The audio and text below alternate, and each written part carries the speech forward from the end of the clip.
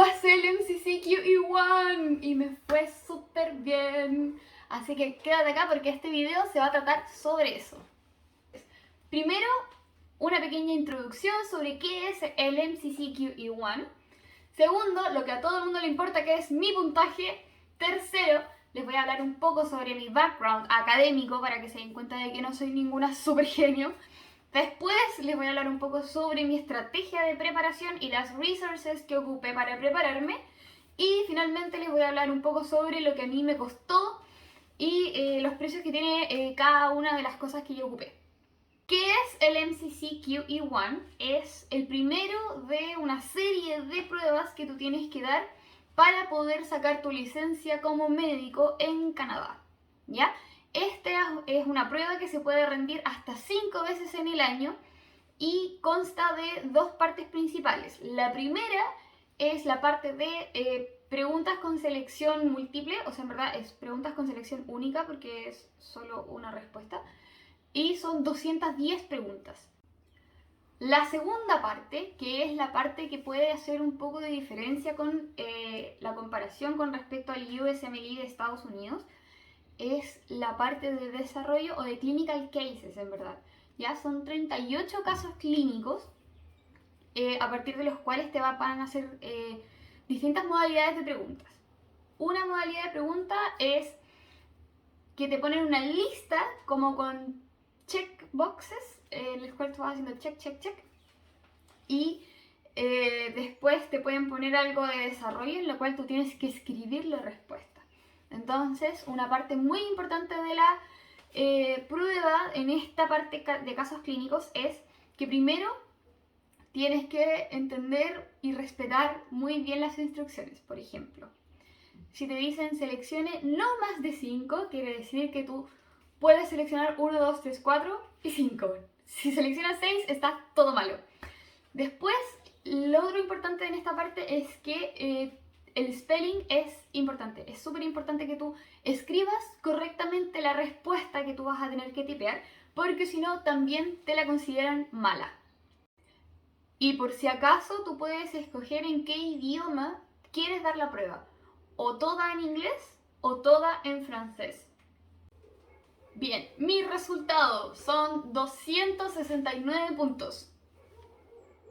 Bien, mi estrategia de preparación fueron un total completo, así considerando todo, desde que se me ocurrió la idea de dar la prueba, fueron 6 meses. De esos 6 meses, los primeros 3 meses, estuve dedicándole tiempo parcial a la preparación de la prueba, la verdad, porque estaba trabajando un promedio de 50 horas a la semana y además estaba haciendo un diplomado en medicina intensiva y además estaba haciendo algunas preguntas de preparación para la prueba.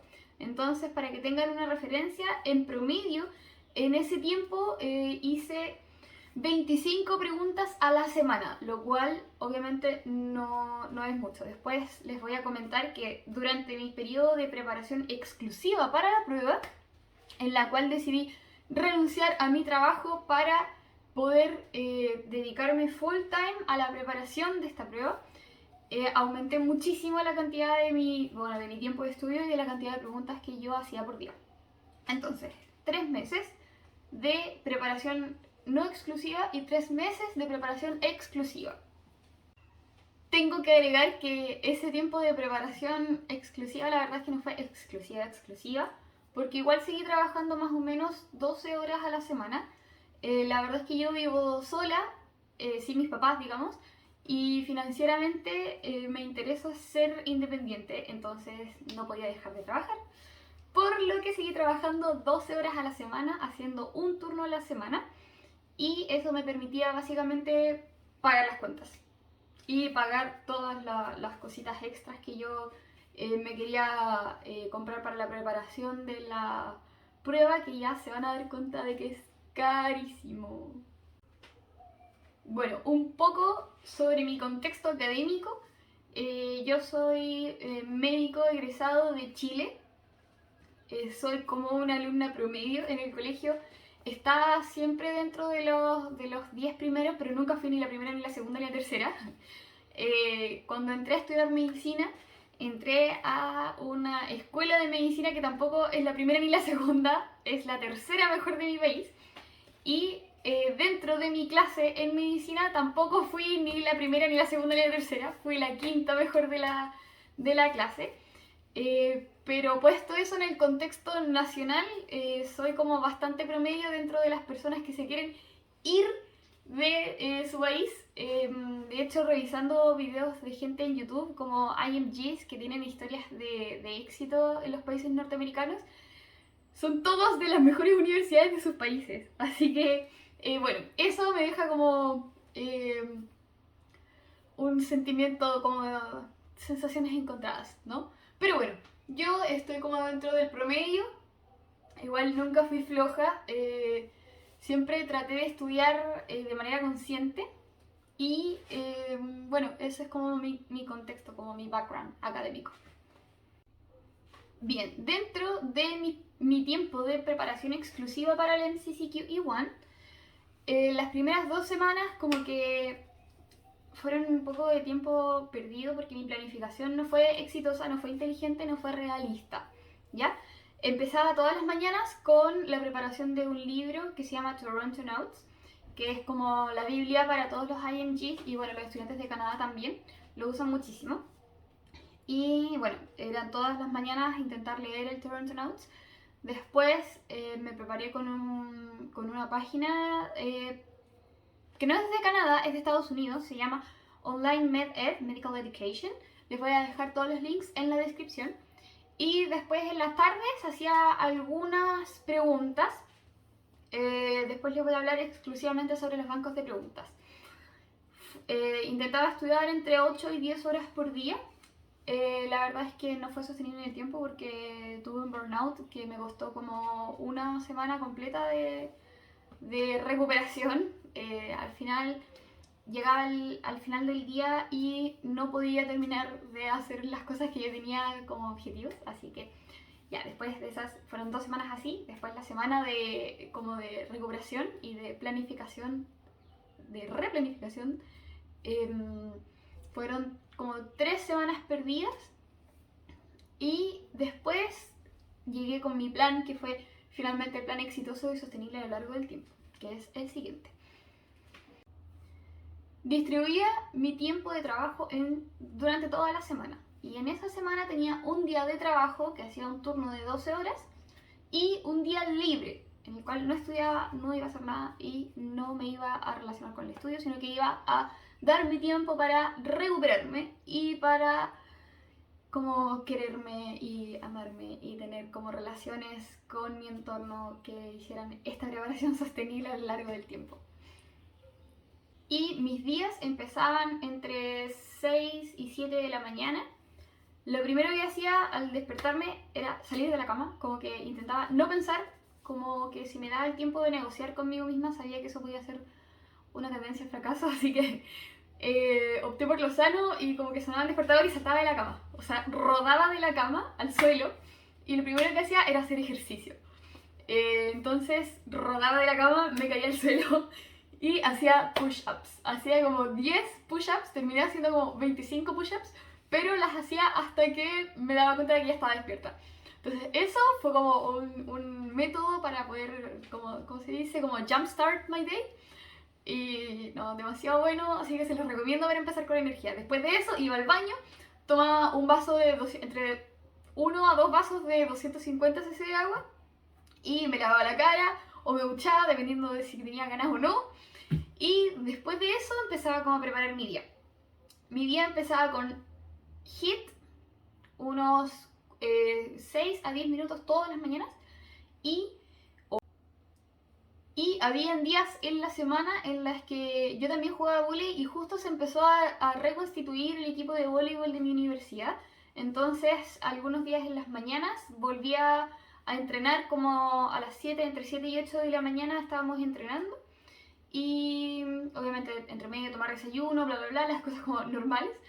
Fijo, estaba empezando mi día de estudio entre 8 y media, 9 de la mañana. También incorporé un sistema de meditación occidentalizado que se llama Mindfulness, que se los recomiendo porque tiene evidencia que mejora la calidad de vida en algunos rasgos de personalidad un poco ansiosas o depresivos. Bueno, yo soy como un poco ansiosa, tengo como rasgos también obsesivos de personalidad, así que se los recomiendo porque mejora la concentración y me permite poder mantener mi concentración durante esos largos bloques de estudios que se basaban en Pomodoro. Entonces yo hacía Pomodoros de, bueno, partí con 10 por 5, hacía breaks cada 10 minutos porque de verdad que tengo un déficit atencional así mal. Entonces empecé de a poquitito y lo fui subiendo. Después pasé a 25 por 5 y después pasé a 50 por 10, que me permitía tener los bloques realistas de como cada una hora ir dándome breaks durante la prueba. Mi objetivo en eso era poder llegar a tener las condiciones en las que yo fuera a dar el examen. Porque esa era la idea, poder recrear las condiciones en las que el examen fuera a ser dado. Otra cosa extremadamente importante que quiero compartir con ustedes es la alimentación. Es muy importante para mí en lo personal. Yo soy una persona vegetariana, no como carne hace como 4 o 5 años. Pero, además de eso, suspendí el azúcar. Por esos 3 meses decidí no comer absolutamente nada de azúcar porque, bueno, hay mucha literatura que está empezando a salir, que es la doctora Young Park de Alemania. Ella trabaja en la Charité Universitätsmedizin en Berlín y también trabaja en un instituto que estudia la toma de decisiones en seres humanos basadas en el alimento que tú consumes. Entonces encontró que si tú empiezas tu día con un desayuno cargado en carbohidratos simples, o sea, azúcar, vas a tener tendencia a tomar decisiones un poco más impulsivas y a también como concentrarte con mayor dificultad. Entonces yo definí suspender el azúcar por esos 3 meses. Y la verdad es que al principio fue muy difícil porque, bueno, el azúcar funciona como una droga a nivel cerebral. Entonces dejarla fue un poco difícil, pero después con el pasar del tiempo como que veía azúcar y como que ya no me daban ganas ni siquiera de comer azúcar, digamos, obviamente seguía comiendo. Pero prioricé los alimentos de buena calidad y de origen vegetal. Otra cosa muy importante para mí era lo que yo hacía durante mis breaks de estudios de los Pomodoro. Normalmente hacía 3 a 4 rondas de 50 por 10 y después me daba un break largo de 1 hora. En esos pequeños breaks lo que hacía eran principalmente 3 cosas, que era hacer un poco de actividad física, hacía un poco de push-ups, hacía algunos burpees, hacía algunos thrusters y bueno, no eran más de 10 repeticiones, 12 repeticiones, cosa de poder despertar un poco. Lo otro que hacía era tomar agüita. Tomaba más o menos 200 a 300 cc de agua por cada break y lo otro que hacía era ejercicios de coordinación, ya sea malabarismos o como ejercicios como cerebrales que te hacen, por lo menos a mí en lo personal, me hacían como resetear un poco mi cerebro y esa como niebla mental que se iba generando durante el tiempo en que yo tenía que mantener mi concentración exclusivamente en una tarea, como que se iba. Entonces para mí era maravilloso. A veces hacía un poquito de ejercicios de respiración para poder relajarme y volver con todo el siguiente bloque. Bien, con respecto a mis resources, lo más importante que les quiero transmitir es los bancos de preguntas. Los bancos de preguntas son esenciales y finalmente decidí que iban a ser el esqueleto transversal de mi preparación, porque si el examen son preguntas, tengo que entrenarme con preguntas. Entonces en eso finalmente dediqué los últimos 2 meses de mi preparación solamente a hacer preguntas. Preguntas de todo tipo, del USMLE y del MCCQE1. Bien, con respecto a los bancos de preguntas, les puedo decir que probé de todo tipo de bancos de preguntas. Empecé con el Kaplan, usando el mes gratis de prueba que te ofrecen. Alcancé a hacer 136 preguntas, lo cual no es mucho. Esas preguntas las fui haciendo durante esos 3 meses iniciales en los que como que quería dar la prueba, no estaba bien segura y no hacía muchas preguntas a la semana, así que bueno, no alcanzaba a hacer muchas obviamente. Me demoraba muchísimo por pregunta, muchísimo, porque primero no tenía experiencia en leer preguntas en otro idioma, después cada parte de las alternativas tenía como vocabulario que no entendía y era un nivel de precisión en la información que yo necesitaba que la verdad es que no lo tenía, así que tuve que volver a repasar muchísima materia y eso hizo que fuera un poquito más lento.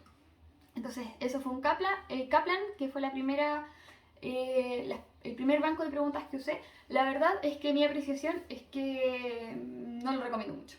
Eso en resumidas cuentas. Si es que tienes que gastar dinero, yo no lo gastaría en Kaplan. El otro banco de preguntas que usé fue el de Online Medical Education, que no es solamente un banco de preguntas, sino que es un programa completo como para entrenarte y prepararte en medicina general. Ellos empiezan con unas pequeñas notas, unos PDF que tú tienes que leer, que son 1 o 2 páginas. Después tienes un video con respecto al mismo tema y después tienes unas preguntas que tú tienes que resolver. El programa es buenísimo si es que no sabes medicina. Si es que la verdad es que tu nivel de médico, como medicina general, medicina interna, digamos, o cirugía, no era muy bueno, o tienes dudas que son como conceptuales, este programa es fenomenal porque te enseñan de verdad que con manzanitas. O sea, todo es súper claro. Y lo aborda de distintas formas. Entonces, creo que es un muy buen elemento para considerar en el caso de que tú tengas tiempo para prepararte y si es que quieres también dar el USMLE aparte del MCCQ E1. Las cosas positivas de Online Medical Education es que es como muy high yield, o sea, es como lo esencial y te explican lo esencial de cada tema y te ayudan a tener como una concepción general de lo que es medicina. Te entregan las herramientas esenciales para responder una pregunta y como que te van enseñando como les dije con manzanitas. Entonces, de verdad, si es que estás recién empezando o si es que todavía incluso estás en la escuela de medicina, te recomiendo empezar a ver los videos de Online MedEd porque es muy bueno. Ahora, ¿qué es lo malo? Es que la preparación es para el USMLE, no es para el MCCQ E1. A pesar de que se parecen mucho, los contenidos son súper similares, hay diferencias significativas entre el MCCQ E1 y el USMLE. Otro banco de preguntas que ocupé es el banco de ambos, que ahí pagué la suscripción completa con el QBank ilimitado por 3 meses y es maravilloso. Es maravilloso, es súper bueno, realmente es muy bueno. Te dan la pregunta, después tú lees la pregunta obviamente, la respondes y después en el momento del análisis de la respuesta es lo que le agrega el valor, lo que le da el valor agregado a las preguntas de ambos porque te destacan, te subrayan las perlas o las highlights de la viñeta que te dan, del caso clínico, entonces te dicen, ok, para poder responder bien la pregunta, tú te tuviste que haber fijado en esta parte de la pregunta, en esta parte de la pregunta, y acá te daban también esa pequeña perla en la que te tuviste que fijar para poder llegar a la respuesta correcta.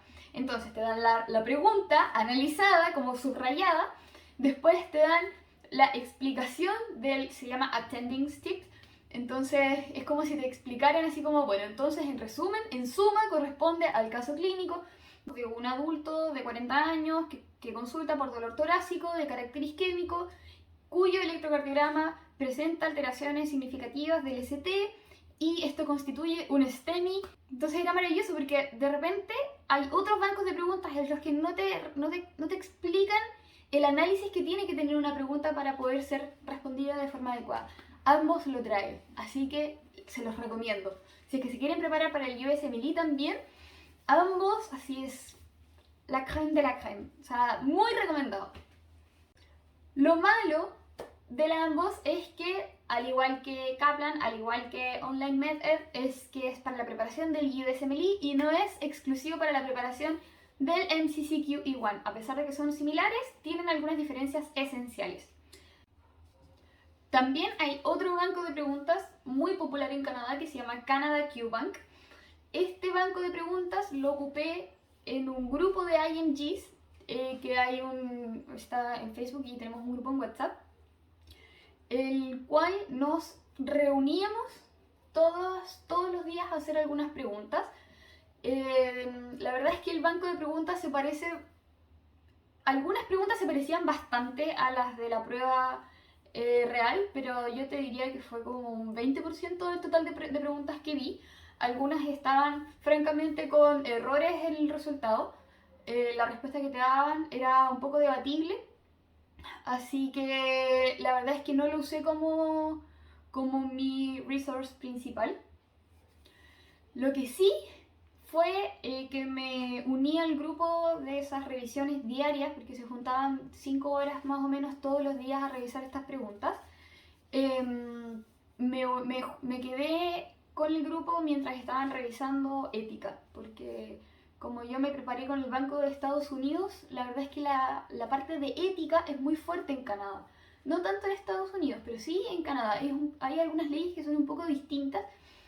Por ejemplo, la anticoncepción en menores de 14 años es un poco diferente. En ese momento yo me quedé con el grupo de IMGs. Lo positivo de juntarse con otras personas a estudiar es que puedes hacer relaciones que después te sirven como apoyo emocional, que de verdad es necesario. Lo negativo es que te demoras mucho, consume mucho tiempo. Entonces yo sentía que avanzaba más rápido trabajando sola que con el resto de las personas. Eso me lleva a mi última resource, que son los productos oficiales del MCC o del Medical Council of Canada, que tiene una serie de ensayos oficiales.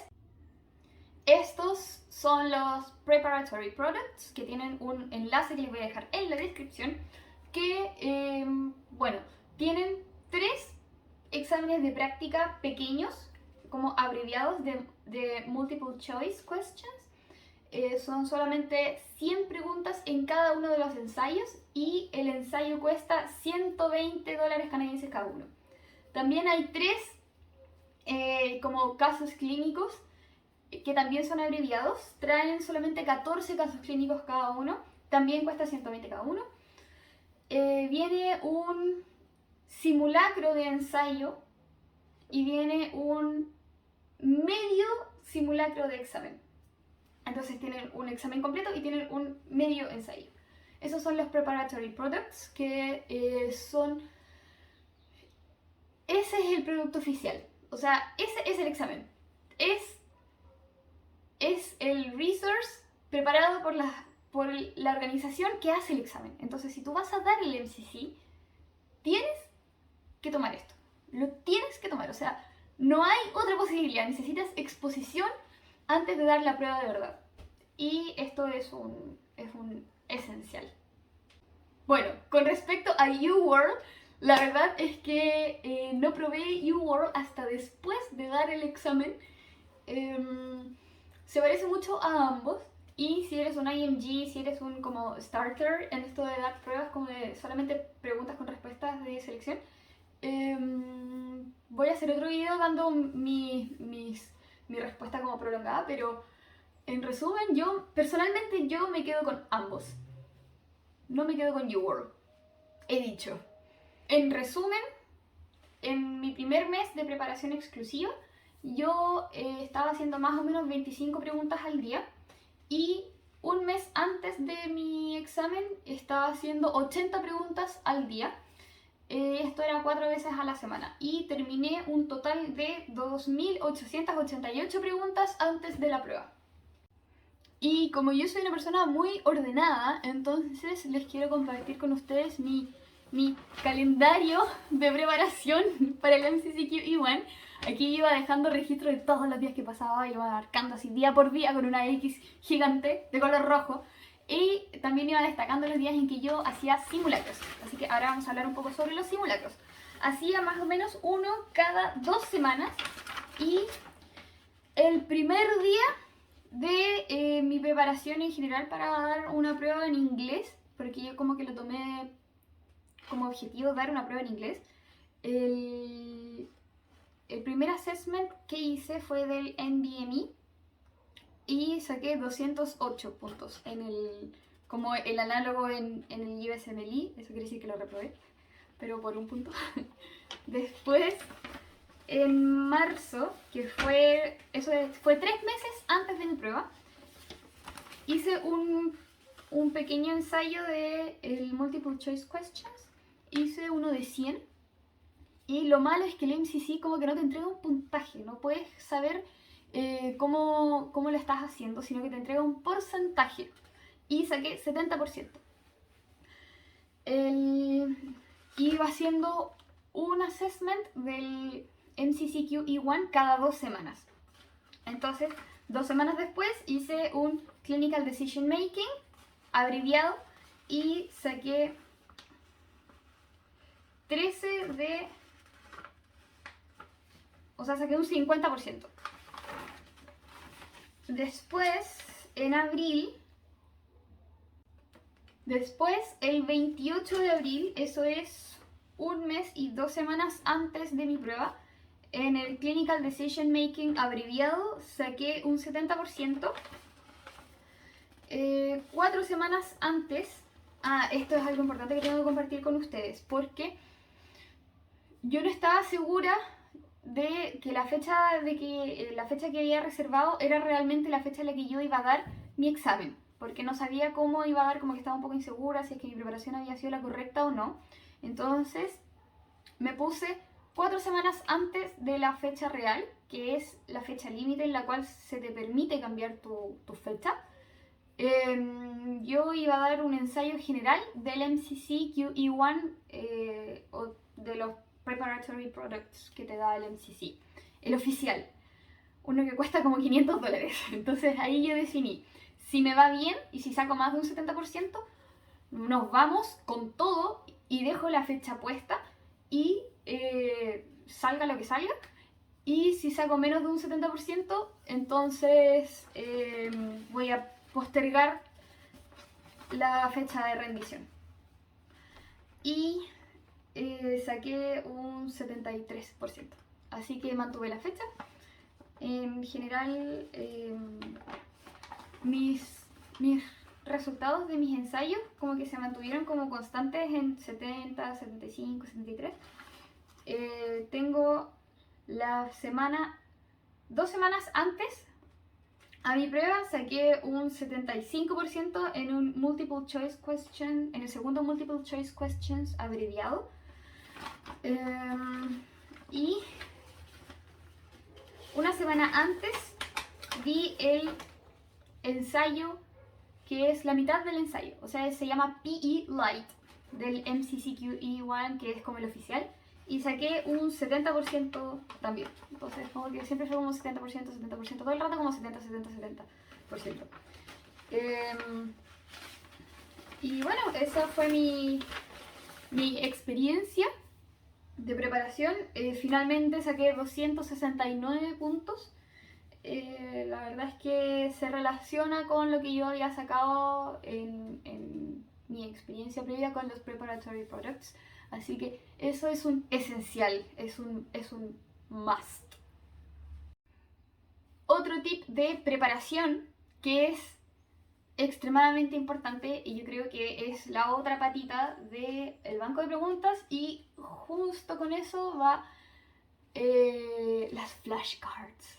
¿Ya? Yo me preparé con Anki y cada vez que yo hacía el análisis de una pregunta que yo había respondido, copiaba la información que me tenía que saber de memoria en Anki. Y todos mis días eran iniciar con Anki y después hacer pregunta. Entonces eran como 2 a 3 horas de mi mañana solamente haciendo Anki, porque se me acumularon como 500 flashcards por día. Llegué a tener 500 flashcards por día, y si es que había un día en que no lo hacía, o sea, eso podía subir hasta 900 y perdía así un día completo. Así que hagan sus flashcards, es esencial también para poder aprender, y esto se basa en la repetición espaciada, que es uno de los grandes ejes para poder consolidar tu memoria a largo plazo. Y un pequeño comentario con respecto a Toronto Notes. La verdad es que es como súper popular, es como súper comentado de que es un esencial, pero la verdad es que en mi experiencia no lo consideré como un esencial 100%. Sí es como, lo ocupé como un libro de consultas, por ejemplo, en las cosas particulares de Canadá, por ejemplo, Vaccination Schedule, para eso lo ocupé. Que son como cosas muy puntuales que cambia con respecto a Canadá, como Public Health o cosas así. Pero la verdad es que no lo usé como libro de estudio, como texto de estudio no lo ocupé. Ahora vamos a hablar de los valores y de los costos de la preparación, cuánto me costó cada cosa, etcétera, etcétera.